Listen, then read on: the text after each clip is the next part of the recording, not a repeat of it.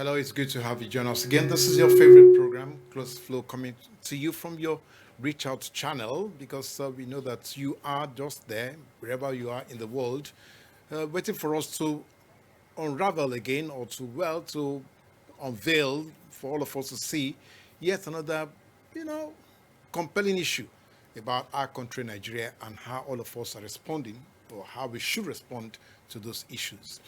Now, the question about Nigeria, but not necessarily being the giant of Africa, but actually being maybe the pathway to how Africa or the entire continent itself can redefine development, growth, and of course, the future that is emerging across the globe is very critical, especially at this stage.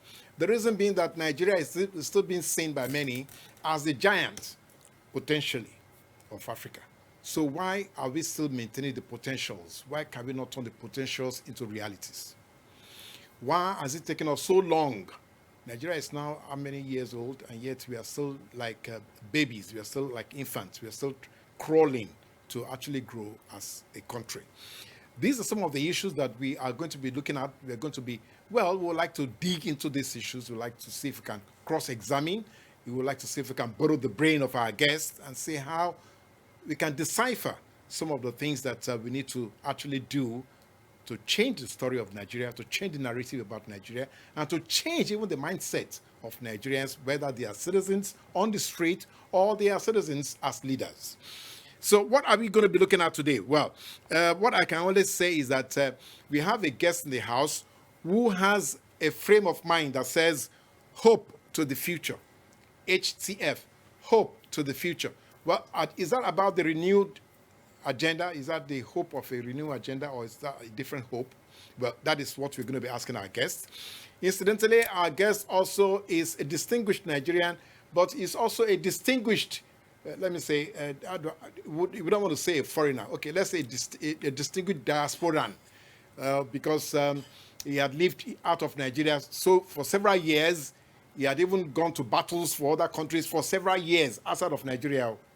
But now he is back to Nigeria and he's trying to say to us that, look, if you put yourself on the global scale, this is what Nigeria should be doing. So what are the things that we need to do?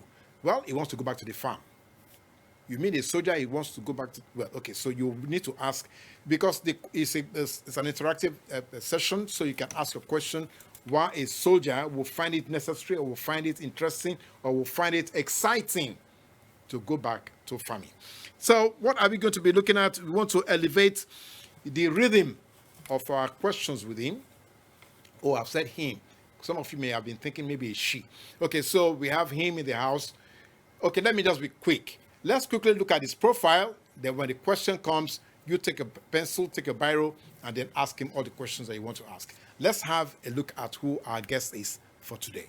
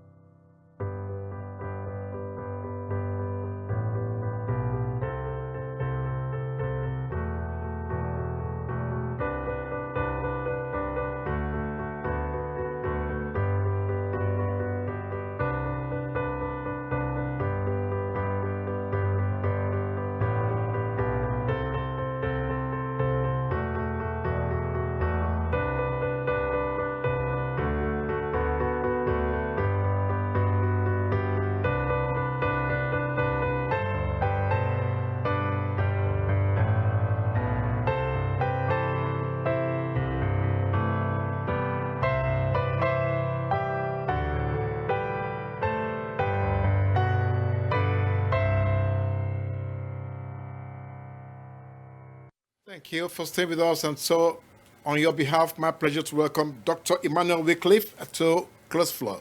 Thank you. Nice meeting you. Nice being here. Now, welcome back home. Thank you, sir. I'm glad to be here.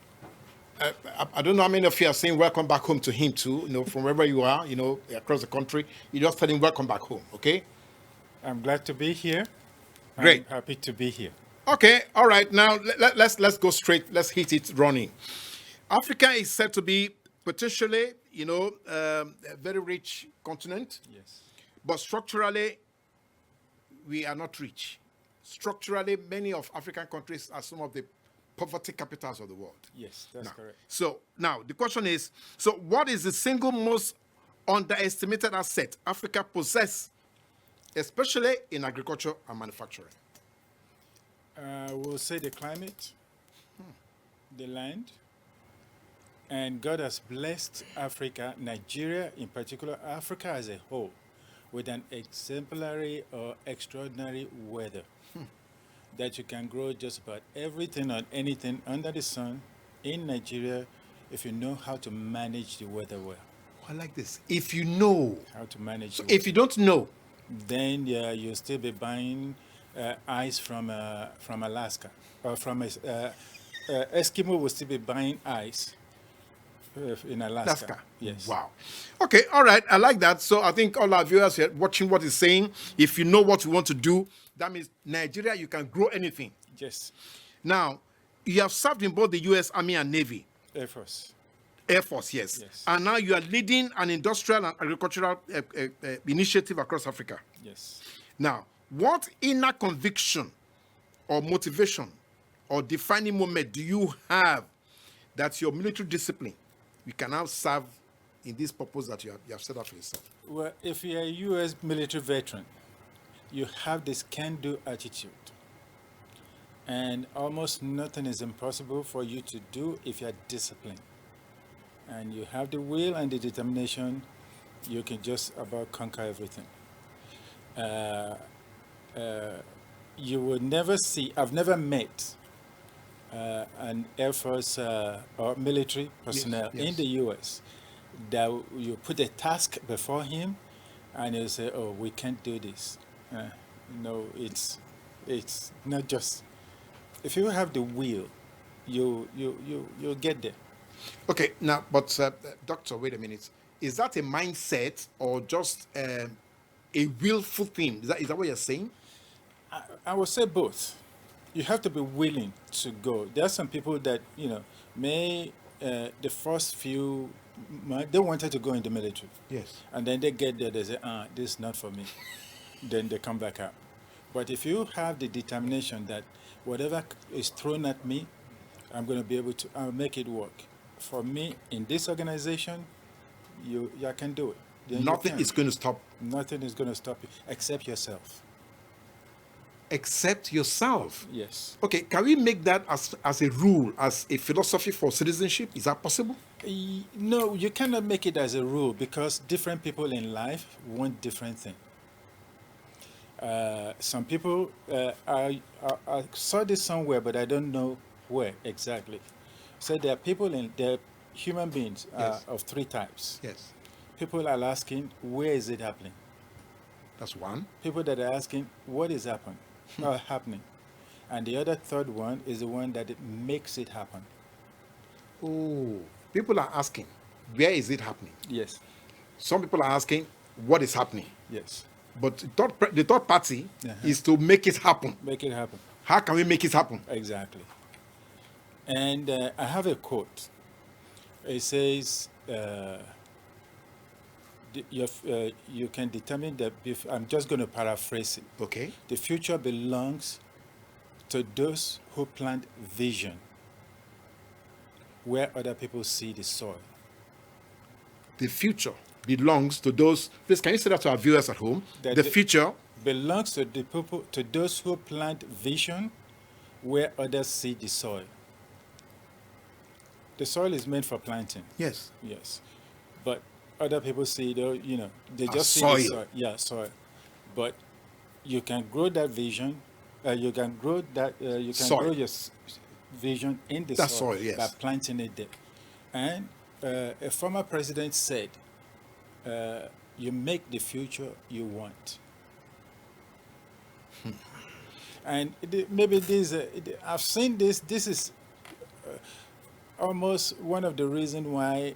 Yes, I'm in Nigeria. Yes. Many people want to go. Many people want to go to America. Yes. Many of us went to America. Yes. Many of us still want to go. Why is it that way? It's because it gives you an opportunity to succeed. Okay. And then when you get there, and then if you want to succeed, not everybody that succeeds, then they make their future there. So if you go to America now and you think that everything is going to be handed up, Yes. it's not going to happen. However, what we do when we get there, we can do the same here. Okay, I like that. So we're going to find a way to say it. I is going to say to you. So Nigerians are jackpotting, but it's saying to you that even if you want to jackpot, what you want to do there, you can also do here. Now, so what are you saying to those who are jackpotting? Yes, probably maybe they as time goes on, and they think deep inside of themselves, they will know that, well, they can be removed from Nigeria, but Nigeria can never be removed from them. Because when they get there, they still think about home. Now, if they could come back and make that home be like where they went to, then they're not going to be a foreigner. Then they're not going to worry about immigration. Somebody is not going to be asking them, okay, where are you from? But because in Nigeria here, I've been to about 12 different states within these 2 months. Yes. And I've never seen anybody asking me where I'm from. But sometimes when I'm in good conversations, people are curious in America. And they'll say, I can hear an accent there. Where are you from? Then I'll tell them from Nigeria. I know, yes, even though I'm an Nigerian American, but I know that's the leading question. They're asking me a question that I already know where they're coming from. Yeah. Okay, all right, now, I like that. Now, so let's look at this, for instance. Now, do you think the battlefields of service which you have gone through can open our hearts and our eyes to create the front lines of innovation, transformative vision, and purpose-driven leadership for Nigeria and even the African continent? Do you think it's possible? Yes, it is possible and it's doable. The reason is because most veterans, at least, I'll talk about a veteran, American veteran. Yes. Because that's what I identify with at the moment. Yes. Even at that time, even when I go back, is that when you leave the military, you are so equipped with the way you think, your dedication to work, honest work, and then you do it wholeheartedly. If you know you're not going to do it well, then don't get involved. Don't get involved. So with that kind of thinking, I still haven't met a veteran, an American veteran or active duty that are fully trained, well trained. Most of us are, all of us are, I would imagine, that would deal with situations haphazardly. All right. Well, it's exciting. I think what we need to do is to give, I rather call him professor rather than doctor, because his analysis are actually very, very in-depth. We will take a break. When we come back, let's have your questions, let's have your comments, so that he can then respond to some of the things you have raised. Stay with us.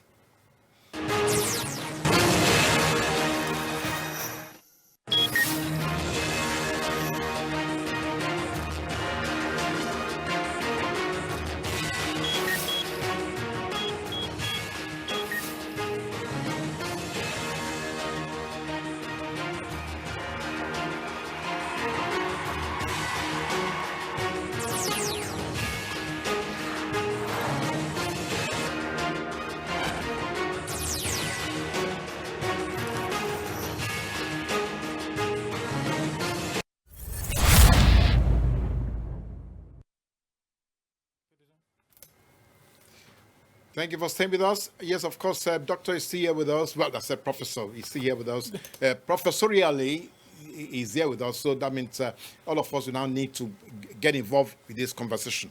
So let's talk about hope to the future. Okay. Now,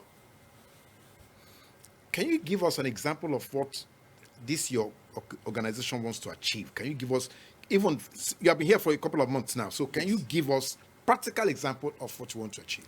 Okay, I heard, what motivated me was 2017. I went to work. At that time, I was working with USDA, Yes. Department of Agriculture, and I read something. As soon as I turned on my computer, the flash news that came there was 200 and something people were massacred in Benue State.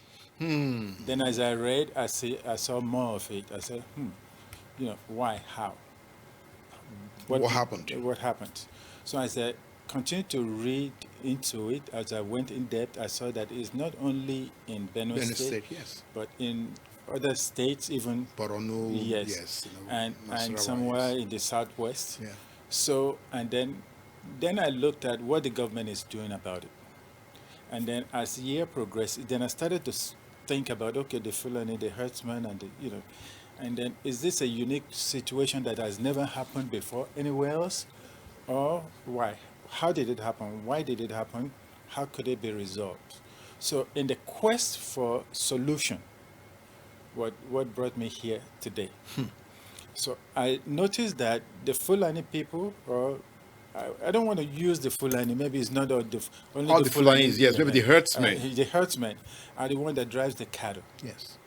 And well, if you own something, you don't want to lose it. And then, is it a deliberate act, or is it the circumstance that led them to that situation? So, and as I read, I started to imagine that when they drive that cattle, Yes. they're driving towards a market. Yes. And I raised goats, sheep. I raised cattle too on my place in Texas. Yes. So I said, okay, well, and the grass is always greener on the other side for any animal. Other side of the fence. Yes. So the cows go there. And then you cannot control one single person, herding about 50 cows. So they will branch off. Yes. So how could it be resolved? Then I saw that over the years, the federal government tried to legislate right of way. Yes. Which is almost impossible in a country with constitution. Yes. So the only solution I could think of was market solution. Okay. And that market solution has to be, for lack of better words, comprehensive and closed loop, so that it will feed on itself and still, regardless of what happens. So we came up with 6 integrated solutions that is integrates together. Yes. And therefore can support itself and still remove this issue of insecurity. Insecurity. Okay. So the best way we could is to fence the animal in. Yes. And fence the people out. Okay. Okay. So if this cattle herdsman, any state where they are, yes, if they could be sequestered in one place, then there'll be no need to drive them to the market. I see. So, I see. yes. So you dedicate a place for them? No, not for them, because this is market-driven solution. Okay. So because the herdsman is driving the cattle to the market. Yes. Okay. Because he wants to sell it. Yes. We'll buy it from you. Brilliant. Then when we buy it from you, we'll take it to our place and leave the rest to us. And then to grow the cattle. You leave the rest to us, we'll take it from there.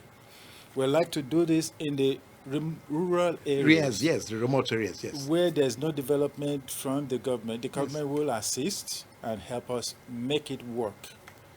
But we will get the job done.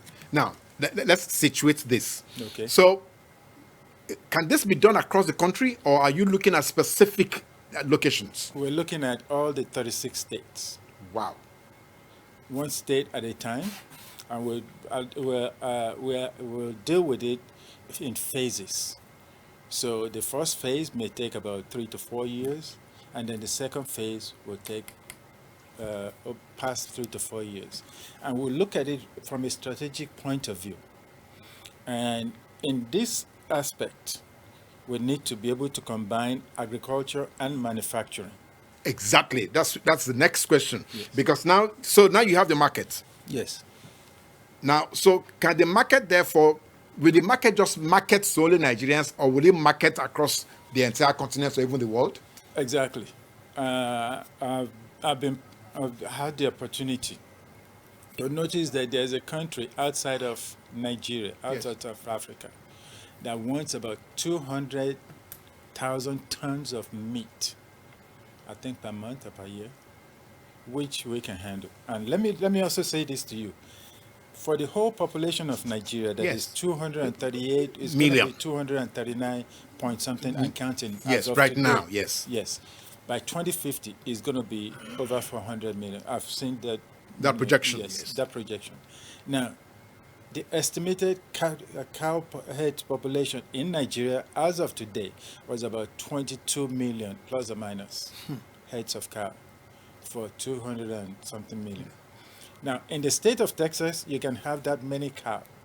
For just how many people? For just in the state of Texas.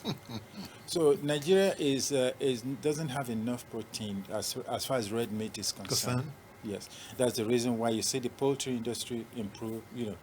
Growing fast. Growing fast, and still, the meat. I've stayed in hotels all the time I've been here, and then you see the meat about a year big. Yes. Is about 1,500 naira. How many people can afford that? When the salary is about 20,000, 30,000 per month. Yeah. Yes. So when we have analysis for each state, what is going to require, and we also have socioeconomic impact of HTF on each state with regards to jobs creation. Yes. Rural development, manufacturing. We have how it benefits the government, but in terms of taxes. Yes. And how it improves salary, employment for students, people that have graduated that couldn't find a job, people that are going to be graduating that may not find a job, people that will graduate in the nearest future, because we base our analysis on a 25-year projection. From 2025, this year is almost going to an end. Yes. Up to 2050. I can tell you year by year what should emerge, what should happen. State by state. Okay, but wait now, Doctor. Yes, sir. So this approach that you have tabled before us, what's innovative about this? What's so special about what? Because it's integrated. Oh, from the get-go. From the get-go, it's integrated. We're going to have power supply 24 hours. That's the reason why we strongly believe 150% that the city that is congested is going to move to the rural area because when they have power supply. But what are you doing in the city when there's power supply in the rural? Exactly. Okay, all right. Now, when we say rural communities, some communities actually were not rural before until this urbanization started, and so people started migrating away from. So, are we going to reverse all that now? Is that what you're projecting? Yes, with what we are doing, that is going to happen, and then it will decongest or depopulate the main city, the urban areas, that people will move back to rural area, and we believe that as time goes on, that place is going to grow because of population growth. Yes. Then, however, everybody is not concentrated in one place. Take, for instance, let me take Lagos, for example. Yes. I grew up here. Yes. And before I left, there was traffic jam. Now it's worse. So if people will move outside of Lagos, yes, knowing that there's regular 24-hour power supply, they wouldn't be in Lagos. Because sometimes in Lagos, I believe you still have blackouts. Yes. Yes. They won't be here. They will move their industry to where they have good facilities. Yes. There's infrastructure available. Yes. And then it's going to be, they don't have to be mini power generator by having a generator and buying fuel diesel. Yes. It's going to be, because we're going to be using solar, a redesigned solar system that is going to be pay as you go. Pay as you go. As convenient, as comfortable as pay as you go. As pay as you go. You have your card, or by, on your telephone. Yes. You put in what you What you require? what's required, and then you use the power. And then I'm sure that when you know the power is there, you do everything to maintain it, to keep it on.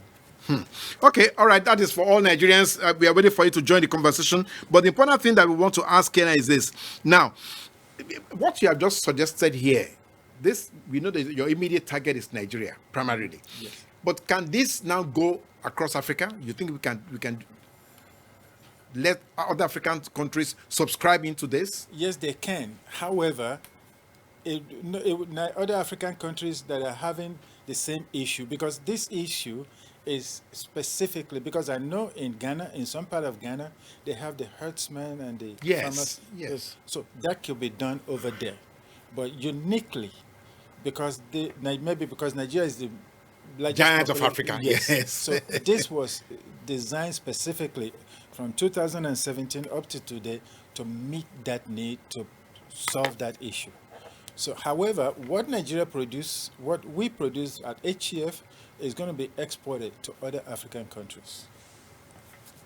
Thank you very much. That's very brilliant. Yes. And also very foresighted. Thank you. Very futuristic. Thank you very much for coming on the show. Thank you, And sir. so for all of our viewers, well, we did not see you join the conversation, but you go to our social media handles and then the platforms, and make sure that you ask a question from Dr. Wycliffe so that he can actually, respond. Wherever you are, maybe you're from Ghana or you're from Sierra Leone or you're from, Morocco or something. Just send your questions to him, and of course, he will just oblige you. We now know that at least the narrative about Nigeria, either in terms of the visual preservation or in terms of the way we actually plan our agro-based business life, we can actually lift Nigeria to become the giant of Africa. So that's that for this week. Until next week when we come your way again, the conversation is always about you. If we didn't get to answer your questions or your queries, please go to our social media handles and let's have your questions and your queries again. And I'm sure our guests will surely answer your questions. Until next week, it is bye from us.